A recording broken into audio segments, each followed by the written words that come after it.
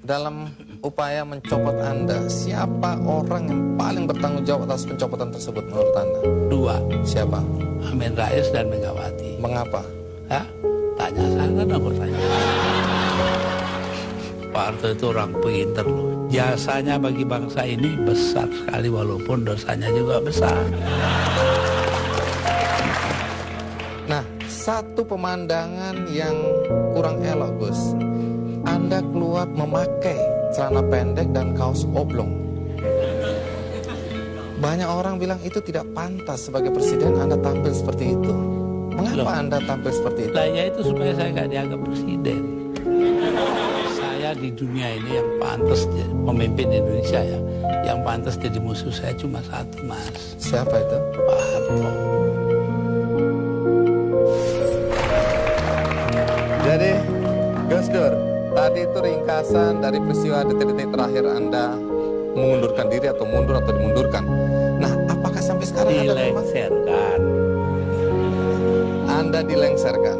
Apakah Anda masih tetap sampai saat ini tidak menerima dan menganggap itu tidak sah? Oh, enggak benar, enggak sah. Itu proyek politik dari MPR. Karena itu Amin Rais tidak merasa perlu memberitahu saya. Ya, tapi begini Gus, setelah Anda merasa itu tidak sah, tapi toh kenyataannya Gus Dur digantikan oleh Megawati, kemudian sekarang kita punya presiden namanya SBY, semua berjalan normal saja. Lalu apa negatifnya bagi bangsa dengan pencopotan Anda tadi? Bukan soal bangsa, ini soal hukum. Saya dilengserkan secara politis. Secara hukum belum pernah dibuktikan saya bersalah. Yang bersalah bahkan pansusnya DPR yang dipimpin oleh sekarang Menteri Sosial Bakhtiar Hamzah. Yaitu menurut undang-undang pansus-pansus itu harus tutup pintu supaya nggak didengar orang dari luar. Tapi oleh Bakhtiar Hamzah dibuka 10 cm, di situ berjejer-jejerlah timnya wartawan. Nah kan, waduh semua yang ada dalam sidang diketahui dunia luar. Itu pula yang membuat saya, oh kalau gitu mereka maksudnya melengsarkan saya dengan segala cara. Hukum nggak hukum. Tapi sesudah itu apa upaya yang Anda lakukan? Nggak ada, sebab penakut bangsa ini. Kenapa Anda bilang penakut? Bangsa ini penakut karena tidak mau bertindak kepada yang bersalah. Akhirnya gak ada yang ditindak toh. Tapi sekian tahun sudah berlalu Gus. Untuk apa rasa penasaran, perasaan? Saya nggak pernah itu terserah bangsa Indonesia. Saya itu memaafkan semua. Sampai istri saya marah kepada saya karena saya pergi ke rumah Megawati. Tapi kenapa Anda lalu ke Megawati kalau memang Anda marah dan kecewa? Saya nggak marah, yang mestinya marah itu bangsa ini. Mereka diem aja lah, kenapa saya jadi ribut? Saya nggak mau ribut.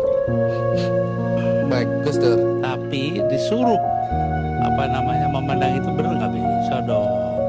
Orang kan ada batasnya. Antara benar dan salah. Jadi yang benar dalam hal ini istri saya.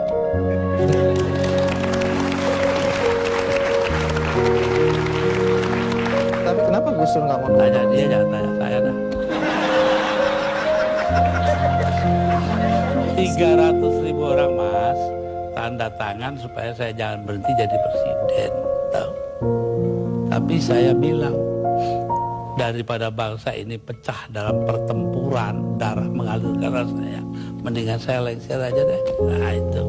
Tapi omongan ini kan dibilang omongan ngawur Gus. Karena faktanya ketika Anda bilang nanti jutaan orang akan datang masuk Jakarta, orang-orang dari Jawa Timur. Begitu ditunggu-tunggu tak ada datang. Saya yang nahan kok.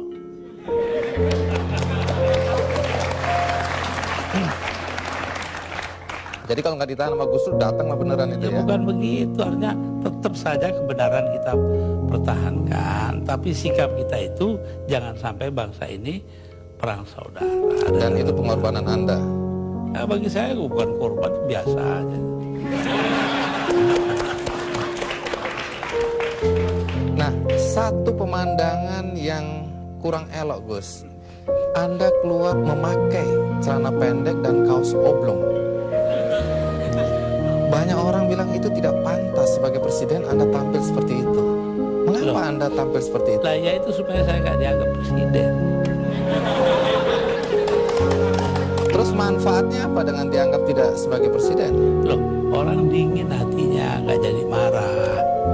Tapi Gus Dur, dalam upaya mencopot Anda, siapa orang yang paling bertanggung jawab atas pencopotan tersebut menurut Anda? 2, Siapa? Amin Rais dan Megawati. Mengapa?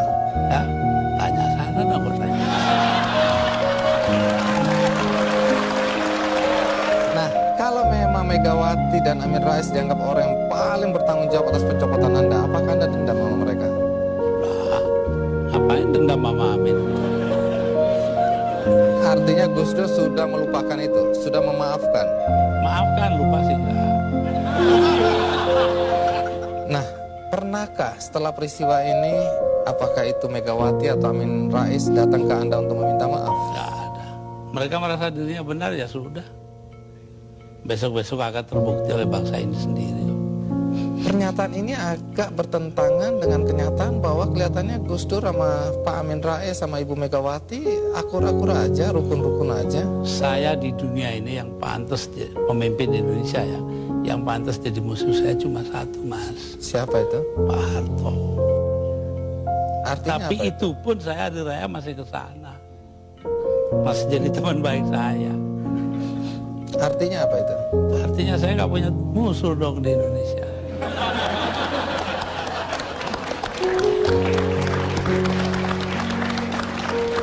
Ada satu hal, kita banyak mendengar bahwa teman-teman dekat Anda dulu menyesalkan kenapa Anda jadi presiden.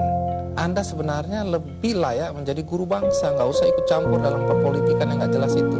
Saya diperintah oleh 5 orang sesepuh saya. Itu saja, kalau mereka memerintahkan apa saja masuk api, Tanpa perlu berpikir. tanpa perlu berpikir. Kenapa begitu? Loh, Selain saya sesepuh ini orang pesantren disuruh nurut orang tua. itu nggak bisa ditawar itu Gus. Nggak bisa ditawar. 5 orang itu, saya nggak sebut namanya. Gus Dur, dalam 20 bulan sebagai presiden, prestasi apa saja sih yang sudah dicapai? Saya itu menjadi presiden di saat Indonesia menghadapi bahaya akan terurai. Kelompok-kelompok separatis ada di mana-mana. Jadi saya berangkat keliling-keliling dunia itu 80 kali dalam 20 bulan. Jadi 4 kali 1 bulan.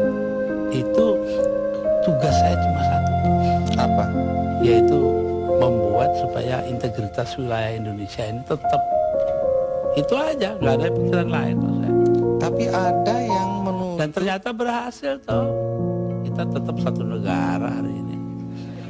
Jadi Gus Dur merasa itu karena jasa Gus Dur. Bukan, artinya tugas saya begitu. Perkara saya berjasa itu dari soal kedua. Tapi ada yang menuduh bahwa Gus Dur ini sebenarnya menggunakan aji mumpung. Mumpung jadi presiden, dibayari negara, keliling jalan-jalan. Alah, nanti sejarah akan membuktikan.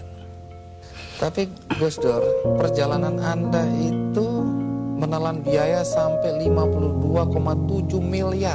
Ya, tapi eksistensi Indonesia sebagai satu negara harganya jauh lebih tinggi. Jadi nggak bisa dipersoalkan itu Nggak biaya. bisa dipersoalkan. Loh, kalau enggak kan udah dipakai oleh orang-orang brengsek itu.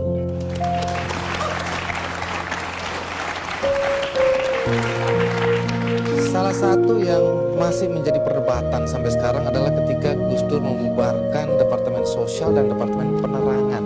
Kalau Departemen Sosial dulu, apa alasan persisnya? Sementara banyak orang terlantar yang harus diayomi oleh departemen itu. Persisnya itu. Karena departemen itu yang mestinya mengayomi rakyat, ternyata korupsinya gede-gedean. Sampai hari ini. Kalau membunuh tikus kan tidak perlu membakar lumbungnya. Oh memang. Kenapa Anda bakar lumbungnya? Bukan.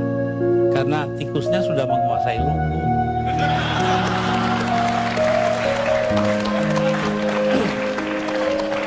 Depan dibubarkan.